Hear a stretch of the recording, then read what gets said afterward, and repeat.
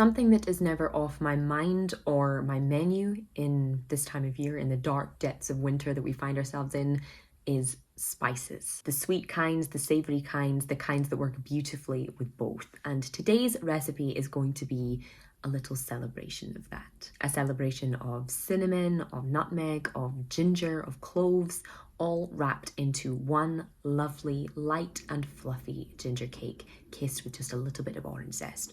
Or a lot of orange zest if you have a real hankering for oranges, or just a lot of them in the house at this time of year. This recipe is one that doubles up perfectly as a kind of little tea time treat, or as a really lovely dessert if you need one too. You can eat it hot, you can eat it cold, you can eat it in between. Probably can't eat it both, but I'll applaud you for trying.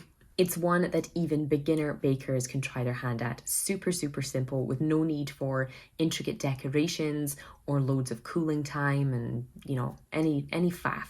It's just a real lovely stir up, bake and slice cake that I think you guys are gonna love. Let's get into it.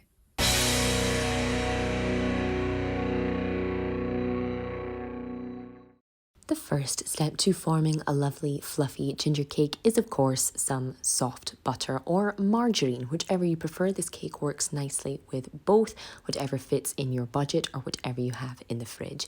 To this we're going to add just a little bit of sugar. You can use either brown or white sugar. Brown sugar will give a deeper kind of flavour, but white sugar I think produces a fluffier sponge, so it's totally up to your own tastes and desires, folks. To that you're going to add either some maple syrup or some golden sugar, along with a good glug of vanilla extract. And at this point you can switch to a whisk and just beat that up until it's starting to look light and airy, to help incorporate a nice little rise into our cake once we're ready to bake it. To that, we're going to add 3 large eggs, just one at a time, making sure to whisk nice and thoroughly between each and every single one. A little bit of, you know, free exercise if you're out of the gym at this time of year, or if, like me, you're never in it. Enjoy the free bicep workout. And afterwards, we're going to add our dry ingredients, which is going to be a combination of flour, ground ginger, ground mixed spice and ground cinnamon, followed by a healthy sprinkling of salt. And you're just going to want to whisk this in until all of the ingredients are just incorporated.